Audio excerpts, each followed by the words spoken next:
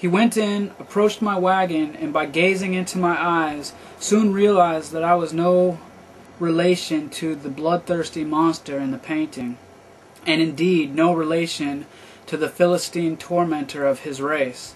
He found it gave him no satisfaction whatever to see me behind bars.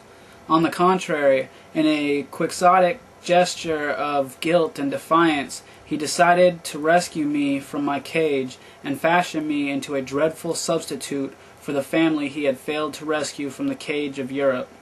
The owner of the menagerie was agreeable to a sale. He was even glad to let Mr. Sokolow hire away a handler who had looked for me since my arrival.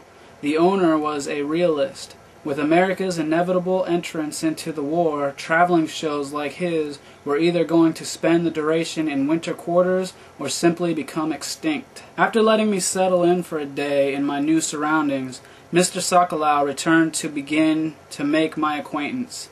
He wanted the handler to show him how everything was done, from mixing my feed to cleaning my cage. He asked him if he thought I was dangerous. The handler said I was like a piece of heavy machinery, dangerous not by disposition but by dint of sheer size and power. After an hour or so, Mr. Sokolow sent him away, and we gazed at each other in a long silence as we had already done twice before. Finally, reluctantly, as if surmounting some daunting interior barrier, he began to speak to me, not in the jocular way of visitors to the menagerie, but rather as one speaks to the wind or to the waves crashing on a beach, uttering that which must be said but which must not be heard by anyone. As he poured out his sorrows and self-recriminations, he gradually forgot the need for caution. By the time an hour had passed, he was propped up against my cage with a hand wrapped around a bar. He was looking at the ground, lost in thought, and I used this opportunity to express my sympathy, reaching out and gently stroking the knuckles of his hands. He leaped back, startled and horrified, but a search of my eyes reassured him that my gesture was as innocent of menace as it seemed. Alerted by this experience, he began to suspect that I possessed real intelligence, and a few simple tests were enough to convince him of this. Having proved that I understood his words, he leaped to the conclusions, as others were later to do in working with other primates, that I should be able to produce some of my own. In short, he decided to teach me to talk. I will pass over the painful and humiliating months that followed. Neither one of us understood that the difficulty was insurmountable owing to a lack of basic phonic equipment on my part. In the absence of that understanding, we both labored on under the impression that the knack would someday magically manifest itself in me if we persevered. But at last there came a day when I couldn't go on, and in my anguish at not being able to tell him this, I thought him this, with all the mental power I possessed. He was stunned, as was I when I saw that he'd heard my mental cry. I won't burden you with all the steps of our progress once full communication was established between us, since they are easily imagined, I believe. Over the next decade he taught me all he knew of the world and the universe and human history, and when my questions went beyond his knowledge, we studied side by side.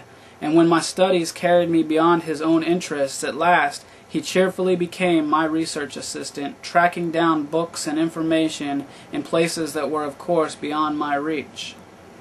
With the new interest of my education to absorb his attention, my benefactor soon forgot to torment himself with remorse, and so gradually recovered from his gloom. By the early 60s, I was like a house guest who needed very little attention from his host. So Mr. Sokolow began to allow himself to be rediscovered in social circles, with the not unpredictable result that he soon found himself in the hands of a young woman of 40 who saw no reason why he could not be made into a satisfactory sort of husband. In fact, he was not at all averse to marriage, but he made a terrible mistake in anticipation of it. He decided that our special relationship should be kept a secret from his wife. It was not an extraordinary decision for those times, and I was not sufficiently experienced in such matters to recognize it for the error that it was. I moved back into the gazebo as soon as it had been renovated to accommodate the civilized habits I had acquired. From the first, however, Mrs. Sokolow viewed me as a peculiar and alarming pet, and began agitating for my speedy removal or disposal. Luckily, my benefactor was used to having his own way, and made it clear that no amount of pleading or coercion would change the situation he'd created for me. A few months after the wedding, he dropped in to tell me that his wife, like Abraham's Sarah, was soon going to present him with a child of his old age. I anticipated nothing like this when I named you Ishmael, he told me, but rest assured that I won't let her cast you out of my house the way Sarah cast your namesake out of Abraham's house. Nevertheless, it amused him to say that if it was a boy, he would name him Isaac. As matters turned out, however, it was a girl, and they named her Rachel. At that, Ishmael paused for so long with his eyes closed that I began to wonder if he'd fallen asleep. But at last he went on. Wisely or foolishly, my benefactor decided that I would be the girl's mentor. And, wisely or foolishly, I was delighted to have a chance to please him in this way.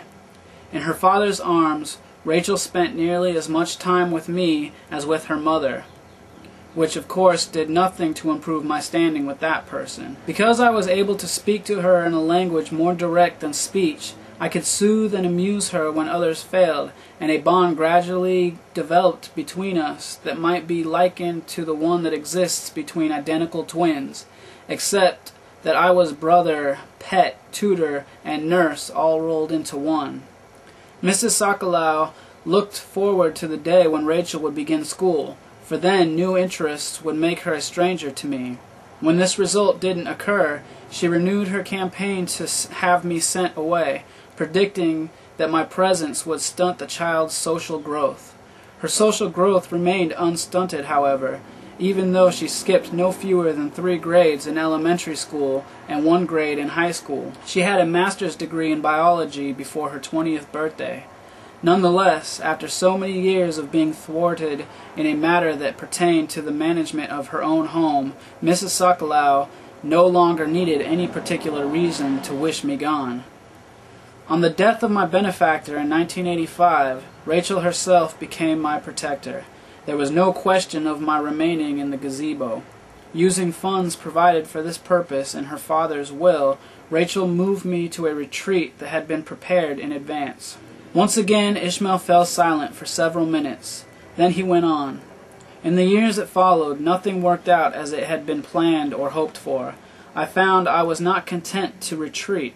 Having spent a lifetime in retreat, I now wanted somehow to advance into the very center of your culture. And I proceeded to exhaust my new protector's patience by trying one bothersome arrangement after another to achieve this end. At the same time, Mrs. Sokolow was not content to leave things as they were, and persuaded a court to cut in half the funds that had been allocated to my support for life. It was not until 1989 that things came clear at last. In that year, I finally comprehended that my unfulfilled vocation was to teach, and finally devised a system that would enable me to exist in tolerable circumstances in this city. He nodded to let me know this was the end of his story, or was as much of it as he meant to tell.